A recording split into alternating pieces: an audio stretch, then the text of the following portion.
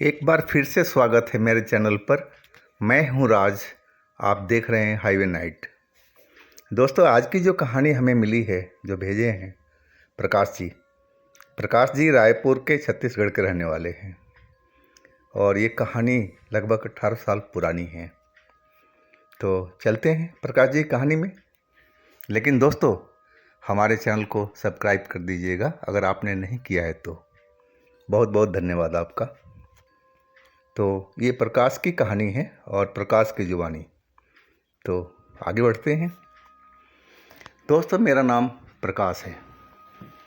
मेरी उम्र उस घटना के समय लगभग 17 साल के आसपास की थी। हमारा गांव में करीब 30-35 घर थे। मेरे गांव के बाहर पूर्व दिशा में एक देवी माँ का मंदिर है। मेरे गांव के लोग देवी माँ पर बहुत विश्वास करते हैं, बहुत श्रद्धा रखते हैं। कोई भी नया काम या कोई खुशी का मौका हो तो देवी माँ से आशीर्वाद जरूर लिया जाता है। गांव का ये मानना था, गांव के लोगों का। गांव से 2 किलोमीटर की दूरी पर मेन रोड पर एक बाज़ार था। जो आसपास के जो लोग थे अपनी ज़रूरत के सामान को खरीदने के लिए वहाँ आते थे। वहाँ पर शाम के टाइम में ताज़ा सब्जियाँ ज़रूर मिलती थी और लोग बाग सब्जी के लेने के लिए ज़रूर आते थे। मैं भी रोज़ सब्जी के लेने के लिए जाता था। मैं अपना एक रेडियो, जो काफ़ी दिन से ख़राब हो चुका था, मैं एक रेडियो मैकेनिक को उसी मार्केट में दे रखा था। रेडियो मैकेनिक हमें रोज़ टालता था कि बस थोड़ा सा काम रह गया, अगले दिन दे दूंगा, आज रुक जाओ, कल मैं दे दूंगा। करते करते करीब 1 महीना गुजर चुका था। मैं रेडियो को बगैर गाना सुने मज़ा नहीं आता था घर में, और कोई मनोरंजन का जरिया नहीं था मेरे पास में। मैं शाम को एक दिन गया सब्जी लेने के लिए, तो दुकान मेरे को खुली नज़र आ गई थी। मैं कई बार जाता था तो दुकान बंद मिलती थी। पता लगता था कि कहीं कंप्लेंट करने के लिए गया हुआ है। मैं पहुंच गया उसका दुकान पर। यानी सब्जी बाद में लेंगे, पहले इससे ही बात करते हैं। मैं दुकान में गया तो मैकेनिक दूसरा काम कर रहा था। मैंने बोला, भाई मेरा रेडियो। मेरी तरफ देख करके बोला, भाई एक आध दिन का और टाइम दे दो। यानी कि नहीं भाई, अब बहुत हो चुका है, आपने 1 महीना मेरा ख़राब कर दिया। अगर नहीं बनना है तो मेरे को वापस दे दीजिए, मैं कहीं और बनवा लूँगा। वो टालता रहा, लेकिन मैं आज हटने के मूड में नहीं था। आखिरकार वो बोला, ठीक है, आप 1 घंटे के अंदर में आओ, मार्केटिंग कर लो, पहले सब्जी वगैरह ले लो, मैं तब तक आपका रेडियो को सेट करता हूँ। देख ले भाई, मैं आज यहाँ से हिलने वाला नहीं हूँ, चाहे जितनी भी रात हो जाए, आज मुझे करके ही देना है। वो रेडियो खोल लिया। अब मैं अपना सब्जी के लिए बाज़ार में चला गया। सब्जी वगैरह ले कर के, और मैं गांव का पड़ोस में एक लड़का था, उसको मैंने थैला दे दिया और बोल दिया कि मैं लेट आऊँगा, रेडियो लेके ही आऊँगा, से हमारे घर में बता देना माँ बाप को। वो लड़का बोला, ठीक है भैया। मैं फिर उस दुकान पर आकर के बैठ गया। मैं जब आया तो देखा वो दूसरा काम कर रहा था। बोला, बस थोड़ी देर और लगेगी, एक अर्जेंट काम आ गया था। मैं गुस्से में तो था ही, नहीं भाई, हमारा काम अर्जेंट नहीं है, औरों का काम अर्जेंट है, या मैं पैसा नहीं दूंगा। फिर वो काम छोड़ दिया, मेरे काम में लग गया। कई बार वो रेडियो सही किया, लेकिन सही नहीं हो पा रहा था। वो शायद उसको समझ में नहीं आ रहा था जो फॉल्ट था। करते करते रात के 9:30 बज चुका था। 9 बजे के आसपास मार्केट बंद होना शुरू हो जाता था। अब मुझे वो फिर टालने लगा। 9:15 के आसपास हो चुका था। बोला, भाई कल आ जाना आप, अब देख लो, मैं पूरा काम कर रखा हूँ, बस थोड़ा सा एक फॉल्ट है जो मेरे को समझ में नहीं आ रहा अभी। मैं कल पक्का वादा करता हूँ कि दोपहर के बाद मैं इसको चालू कर दूँगा। आप जब शाम को आओगे सब्ज़ी लेने तो इसको ले जाना। मैं गुस्सा तब बहुत आया मेरे को, लेकिन अब कर ही क्या सकते थे, गुस्सा पी गया मैं। नहीं भाई, देख लेना, कल से कहीं परसों ना हो जाए। और मैं चल पड़ा अपने घर के लिए। रास्ता हमारे गांव का जो था मेन रोड से बिल्कुल सुनसान पड़ा हुआ था। एकदम लग रहा था जैसे कोई उस रोड पर हो ही ना हो। वैसे वो जो रोड था, हमारे माता का मंदिर जो था देवी माँ का, उससे होता हुआ हमारे गांव को जोड़ता था और वहाँ से वो दूसरे तीसरे गांव को जोड़ता था।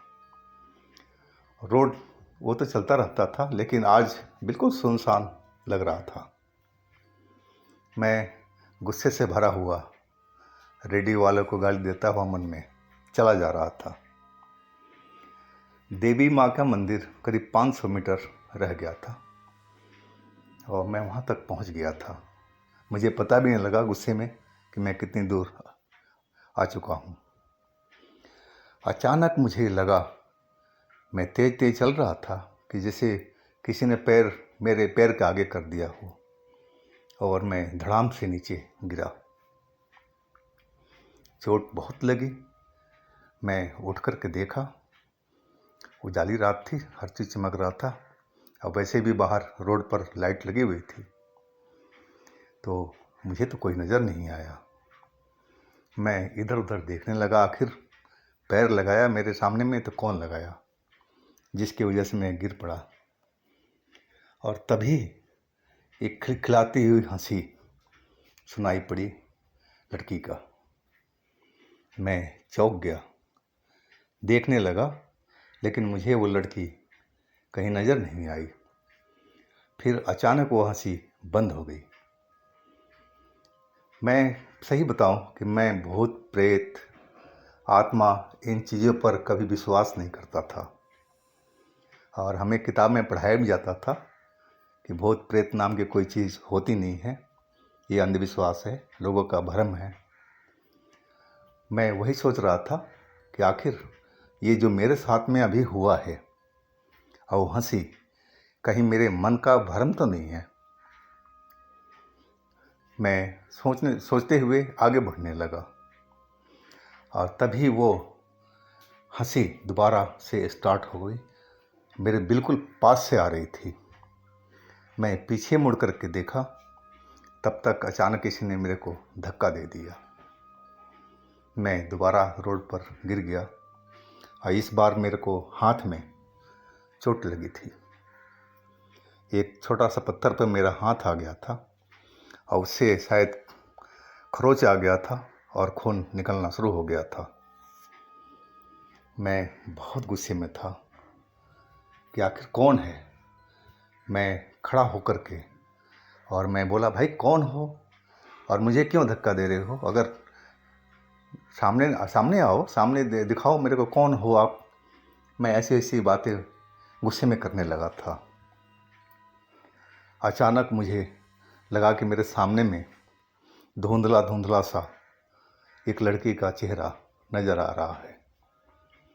वो ज़्यादा उम्र का लड़की नहीं लग रही थी, 20-22 साल के आसपास का लग रही थी, और चेहरा एकदम सुंदर सा, लेकिन सपाट था बिल्कुल, जैसे उसमें कोई भाव ना हो, और धुंधला धुंधला चेहरा मुझे क्लियर लग रहा था। अचानक वो जो लड़की थी हमारी तरफ बढ़ी और जहाँ पर मेरा बाजू से खून निकल रहा था, अचानक मेरा हाथ उसने पकड़ लिया। उसका हाथ बिल्कुल बर्फ़ की तरह ठंडा ठंडा सा लग रहा था, जैसे ये फ्रिज में से निकल कर के अभी अभी बाहर आई हो।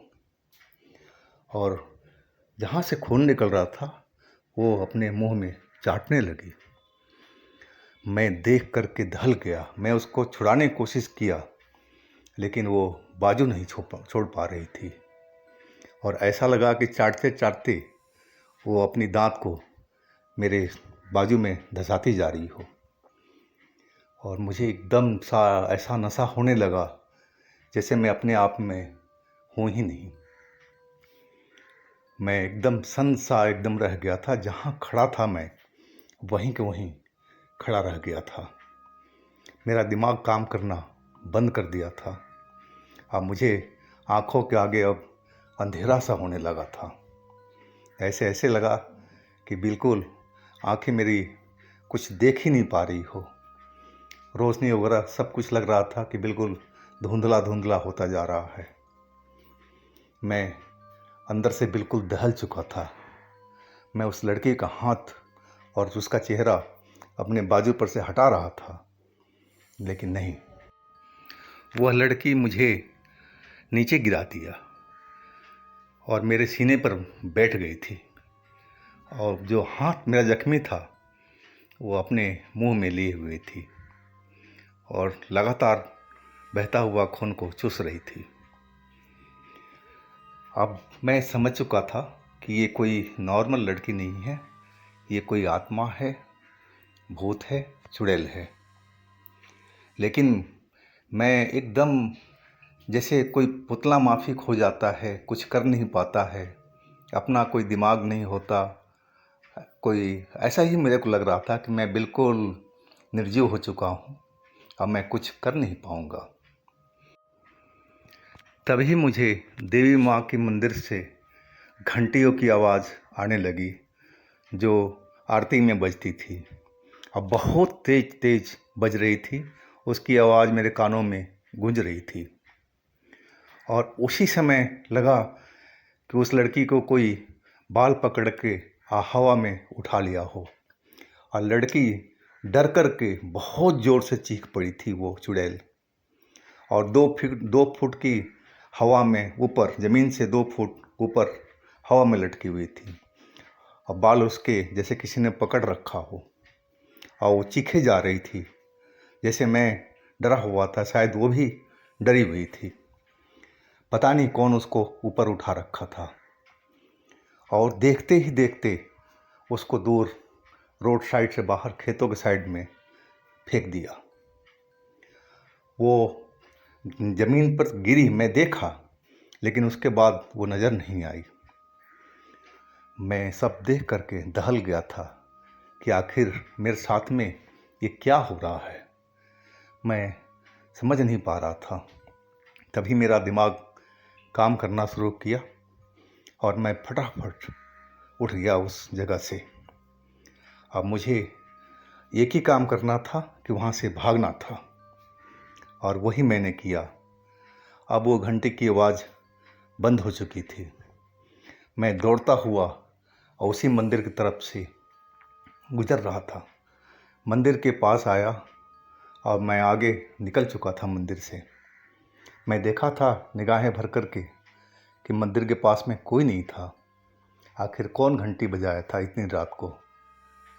थोड़ी सी ही आगे गया तो हमारे पिताजी और मेरे बड़े भाई मुझे ढूंढते ढूंढते आ रहे थे, और मेरा नाम लेके पुकारा तो मैं भी आवाज़ दिया कि हाँ, मैं आ रहा हूँ। थोड़ी देर में हम दोनों तीनों मिल गए आपस में। मेरी हालत देख कर के वो समझ गए कि मेरे साथ में कुछ अनिष्ट हुआ है। भाई बोला, क्या हुआ तेरे साथ में? क्या किसी से झगड़ा हुआ है? किसी ने तेरे को मारा है? मैंने बोला, नहीं भाई, मेरे को मारा नहीं। और मैं सारी बात अपने पिताजी और भाई को बताया, घंटी वाली बात बताई, सब कुछ मैंने एक एक चीज़ छुपाया नहीं। पिताजी बोले कि सब ये देवी माँ का चमत्कार है, देवी माँ ने ही तुम्हारा रक्षा किया है, उन्हीं के वजह से तुम आज बचे हो। बेटे, तुम देवी माँ को नमस्कार करो। मैं देवी माँ के मंदिर की तरफ मुड़ा और वहीं से नमस्कार किया। और पिताजी बोले कि देखो, इतनी रात को वैसे बाहर निकलना भी नहीं चाहिए, ठीक नहीं है। और मैं कहीं बाहर गया हुआ था। मैं जब आया था पता लगा कि तुम मार्केट में हो रेडियो चक्कर में, मम्मी ने बताया तुम्हारा, मैं आ गया और तेरा भाई को लेकर मैं निकल पड़ा था। वो तो शुक्र मनाओ कि देवी माँ ने तुम्हारा रक्षा कर लिया। अगर वो नहीं आती तो तुम्हारा क्या हाल होता है, हम लोग का क्या हाल होता, तुम समझ सकते हो। मैं मन ही मन में सोचने लगा कि शायद पिताजी सही कह रहे हैं। आखिर वो शक्ति तो थी ही जो उस चुड़ैल को हवा में बाल पकड़ के उठा लिया था और दूर फेंका था। आखिर वो मेरा कोई शुभ चिंतक ही तो था, तभी तो उस चुड़ैल को उठा करके दूर फेंक दिया था। मेरा मन देवी माँ का शक्ति देख करके श्रद्धा से झुक गया था। अब मैं उस मंदिर में कभी पूजा करने नहीं जाता था, लेकिन उस दिन की घटना ने मेरी आंखें खोल दिया था। और जब भी मुझे टाइम मिलता मैं उस मंदिर के पास ज़रूर जाता और मत्था ज़रूर टेकता मैं। तो ये थी प्रकाश की कहानी दोस्तों। और ऐसी घटना कोई आपके पास भी हो तो आप हमें इंस्टाग्राम पर या व्हाट्सएप नंबर पर शेयर कीजिएगा। हम आपकी कहानी को ज़रूर बनाएंगे। हमारे चैनल को सब्सक्राइब कीजिएगा, लाइक कीजिएगा, शेयर कीजिएगा। और साथ में हमारा दूसरा चैनल हाईवे 33 पर ज़रूर विजिट कीजिएगा। उसमें बहुत सारी कहानियाँ भरी पड़ी हैं, लिंक मैं नीचे दे रखा हूँ। तो आप लोग अपना बहुत ही ख्याल रखिएगा। नमस्कार।